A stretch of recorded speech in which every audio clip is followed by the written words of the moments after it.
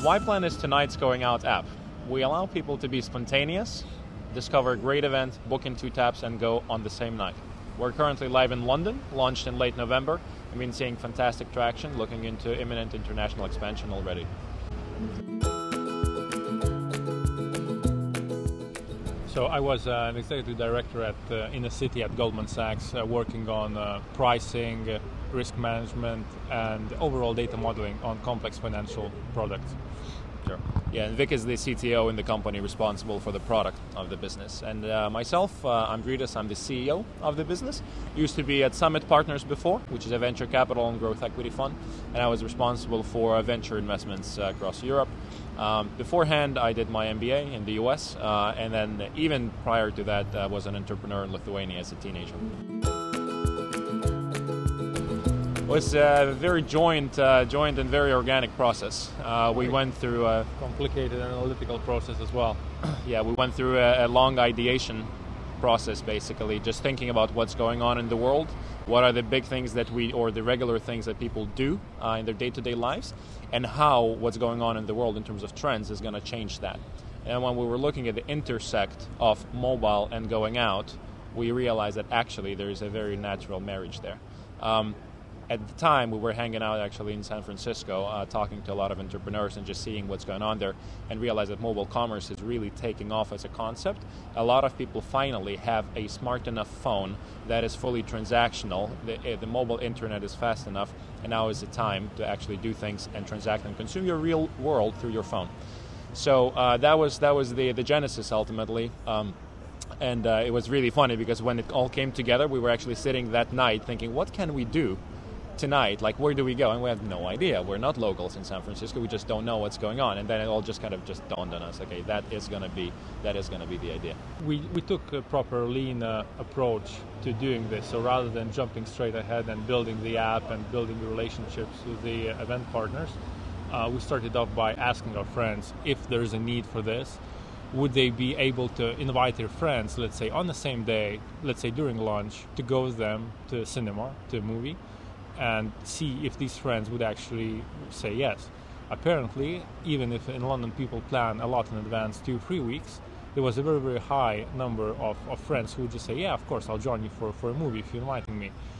So we did that. We also talked to a lot of people in the industry, and they seem to be very interested and very keen on the idea, because simply they don't have any way to sell these tickets on the last minute.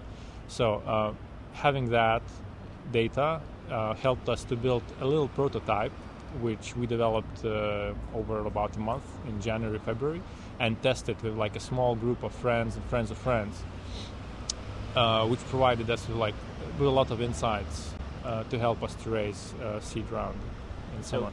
As Vic rightly mentioned, YPlan was our idea number 51, actually in our ideation chart on the big whiteboard that we still have at Vic's place.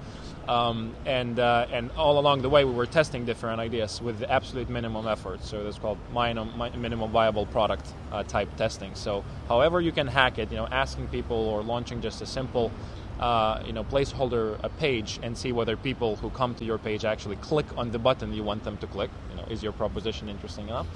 And so YPlan actually started coming back with extremely positive reactions, and it was just overwhelming. And we, as much as we tried to prove ourselves that it's not the right idea, we just couldn't prove that, and so we had to go with it.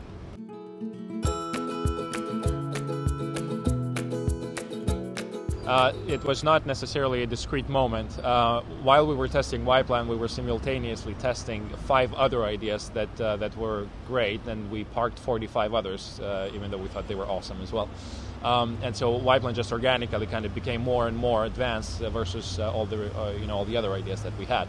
And so our first port of call was actually to test the concept. Like, okay, it's conceptually this makes sense. People like it. The event partner seems to like the idea. Now, if we actually give the simple app into the hands of the consumers, what happens? And this is where a lot of the entrepreneurs, we found, they spend a lot of time perfecting the product, making sure the product is unbelievable, and then they release it and actually to discover that market need is not there. So we tried to avoid that fallacy, and as Vik said, we developed the app in about a month's time, just absolutely basic, but it did what it was supposed to do. It looked pretty good. Vik has a good eye for design and detail also, which really helps. And so we gave it to a small group of 30 friends of friends here in London, and saw what happened. And what happened was that people were going nuts.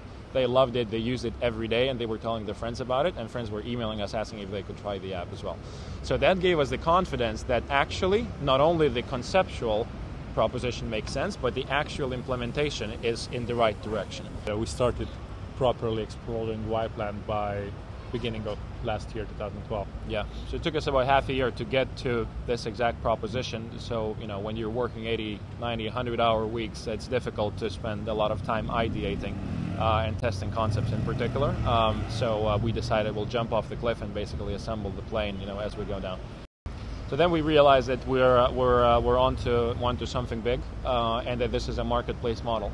A marketplace model requires to have customers on one side, and it requires to have event suppliers on the other side. Meanwhile, everything needs to be supported by robust operations and extremely scalable and strong technology. Tricky proposition. 3 people in a garage would struggle to put that out in the market, especially when you talk about our business model, whereby every day we service people new and fresh events, and they're different every day, and we have to source them directly, and you have to deal with the event partners on a daily basis. You can't just scrape or pull that information from the web. It doesn't work. Especially if you want to provide a seamless booking process, you have to have a direct relationship with the event partners. So all of that led us to an understanding that we need to actually raise capital at that stage in order to hire the team, fulfill the functional needs of the business, which are marketing, sales, and operations and technology, and a few others. So at that point, we went out and started talking to investors, and that process took us some time. And then, come July, we managed to close the round.